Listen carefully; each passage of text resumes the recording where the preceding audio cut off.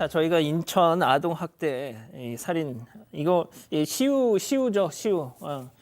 저희가 정말 여러 번 전해드렸잖아요. 오늘 1심 선고 정말 저희도 목이 빠져라 기다렸는데 그 속보를 딱 보고 정말 전 개인적으로 충격을 받았습니다. 체크포인트 짚어보죠. 징역 17년이었습니다. 자, 박 변호사님. 네. 검찰 구형이 사형이었거든요. 그렇죠. 사형인데 17년에 났다. 그럼 뭔가 큰 괴리, 큰 차이가 생긴 겁니다.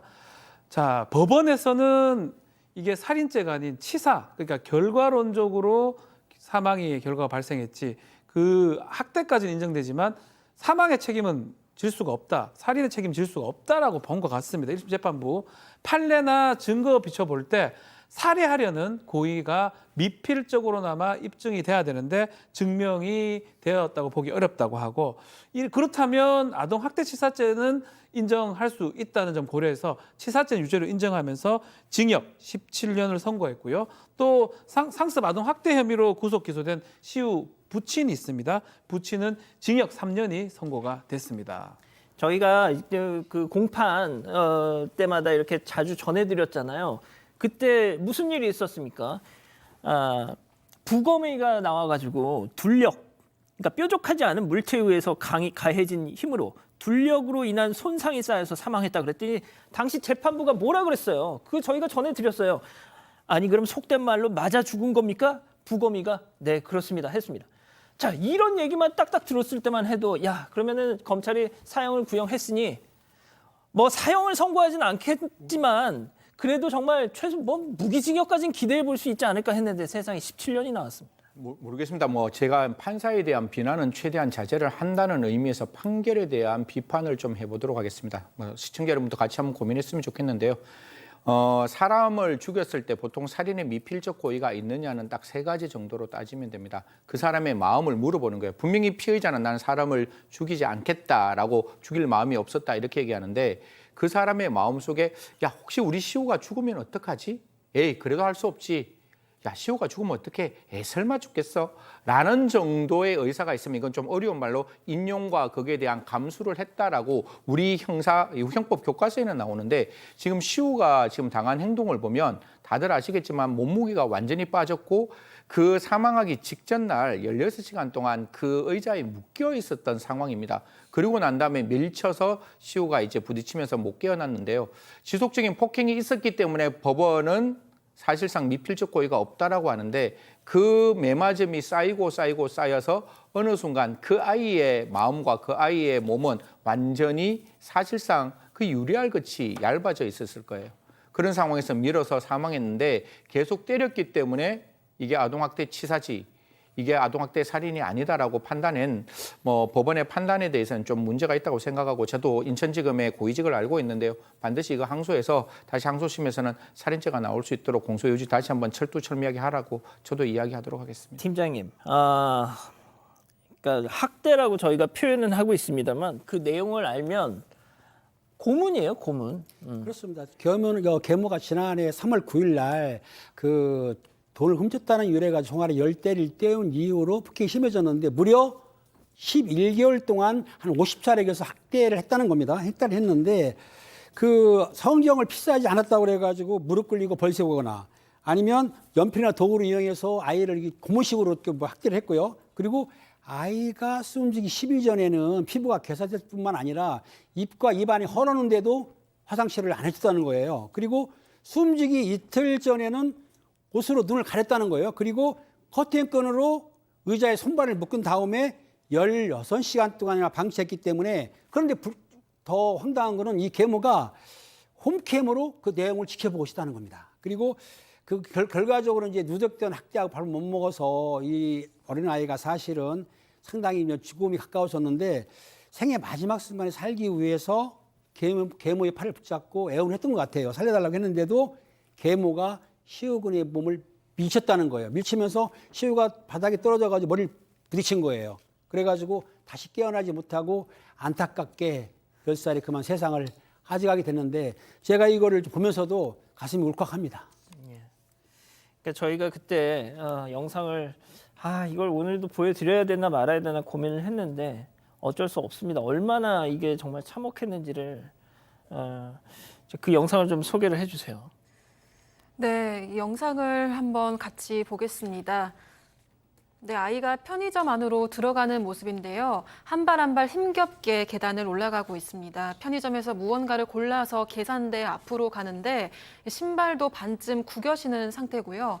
빈자리로 가서 앉으려고 하는 모습에서는 이 의자를 빼서 앉는 것조차도 힘겨워하고 있습니다. 그리고 한동안 손에 든 음료수를 마시지도 못하고 있는 걸 확인할 수 있는데요. 이렇게 머뭇거리다가 마스크를 벗고 겨우겨우 한 모금을 마십니다. 그리고 이시우 군은 다음 날 인천의 한 병원 응급실에 심정지 상태로 도착하게 됐습니다. 자, 계모와 친부 이자들은 뭐 그동안 계속해서 혐의를 부인해 왔는데 박 변호사님, 네. 제가 오늘 보니까 얘기 들어보니까 이 그 계모가 임신을 한 상태에서 이제 지금 저 때 태중에 아기가 있었어요. 임신했었죠, 예. 저때, 예. 그러니까 재판을 받으면서 또 출산을 했습니다. 오늘 선고 있을 때도 아이를 또 이렇게 탁 들고 와가지고 뭐는 저는 약간 그게 그냥 전략적인 것도 아닌가 이런 생각도 뭐, 들던데. 사실 아이를 안 들고 와도 되거든요. 근데 들고 왔다는 건 아마 변론 과정에서도 그 얘기를 했을 겁니다. 아이가 지금 있다. 그리고 옥중에 출산했다 얘기를 했을 거고요.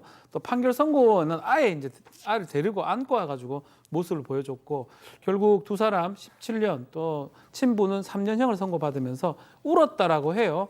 근데 그 울음이 이게 뭐 판결 양형이 높아서인지 낮아서인지는 알 수는 없습니다. 다만 계속적으로 주장했던 아동학대 사례가 아닌 아동치사 이 부분은 받아들여진 거고요. 차이점이 커요. 아동학대 사례가 되면 사형 무기 7년 이상의 징역이고요. 아동학대 치사가 되면 5년하고 무기징역밖에 안 됩니다. 그렇기 때문에 양형 기준상 아동학대 사례였다면 뭐 중형, 무기징역 이상이 된다고 봐야 되고 치사면 17년도 치사인데 17년이면 많이 받았다고 봐야 되거든요. 그래서 사실 그 부분이 가장 중요했던 거고 그 부분은 재판 시작부터 끝날 때까지 주장했는데 결국은 이 피고인, 여성 피고인의 뜻에 따라서 계모의 뜻에 따라서 판단이 된 것입니다. 자, 오늘 이 1심 선고 결과에 가장 큰 쇼크를 받은 사람이 누굴까요? 바로 시우 군의 친모였겠죠. 1심 재판 이 결과에 대해서 직접 이렇게 말씀을 하셨습니다. 들어보시죠. 어떤 살인보다도 비참하고 속편하게 죽었는데 어떻게 밀실도 그이가 인정되지 않을 수 있을지 모르겠어요. 땅이 무너지는 기분이고 정말 진짜 살고 싶지 않아요. 그만 살고 싶어요. 다 미안하고 싶다는 말밖에 못하겠어요. 자, 유산하고 다시 임신을 하면서 신체적으로 쇠약했는데 아이를 감당하려고 했지만 갑자기 공황 증세가 나타나서 자제력을 잃고 학대를 했다는 게 이 계모의 주장인데. 자, 승 의원님. 네. 사실 이 지금 친모가 이혼했는 이유에 대해서 조금 가정사지만 말씀을 드리겠습니다. 2018년 5월에 이혼하는데요. 그 이혼했는 이유가 남편의 폭행으로 인해서 이혼을 합니다. 그래서 아이를 절대로 싫어서 이혼했는 게 아니라 그 남편의 폭행으로부터 벗어나기 위해서 이혼하면서 아이를 데리고 오고 싶어 했는데 남편이 아이의 양육권을 가지게 됩니다. 언제든지 면접 교섭권이라 그래서 아이를 만나게 해준다고 분명히 남편은 약속했지만 이 남편 4년 동안 딱 2번만 아이를 만나게 해줬습니다. 이 이후에 이 남편과 계모 전화번호도 바꾸고 주소도 다 바꿉니다. 이 찾아갈 수가 없잖아요. 그러자 이 친모 다시 한번 법원에 재판을 하게 됩니다.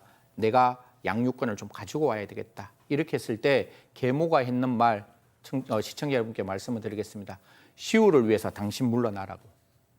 그렇게 시우를 위해서 물러나라고 했는 계모가 지금 시우를 이렇게 참혹하게 사망으로 이끌게 되었다는 그 말을 듣고 물론 이건 인과관계가 명확하지는 않겠지만 이 친모 암에 걸렸다고 합니다. 아유.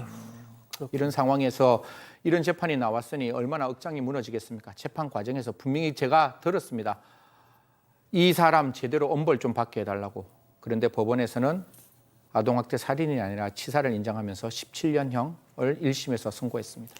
팀장님, 제가 기사를 봤더니 오늘 그 선고 직후에 그 재판장 완전 뭐 난리가 났다면서요? 그렇습니다. 그 방청세 가득 메운 방청객들을 봐서 보니까 예상보다 낮은 선고가 됐지 않습니까? 그러니까 이제 야유를 보낸 건데 뭐라고 했냐면 재판부를 향해 가지고 부끄럽지도 않나 말이 되냐면 고성과 야유를 보냈어요. 그러니까 이제 재판부는 이제 분노 터뜨리는 방청객 때문에 휴정을 했다고 합니다. 그리고 계부와 친무를 퇴정 조치한 후에 다시 재기의 재판을 이어갔다고 하는데요. 아까 그 박 변호사님 얘기한 대로 죄송합니다. 살인죄가 적용이 안 됐기 때문에 아마 형량이 낮아진 걸로 생각이 듭니다.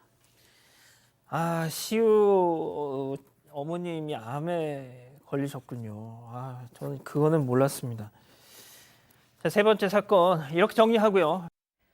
사건의 진실을 추적하고 싶다는 사반 가족분의 사연인데요. 궁금하시다면 사건반장 유튜브 채널을 구독해 주세요.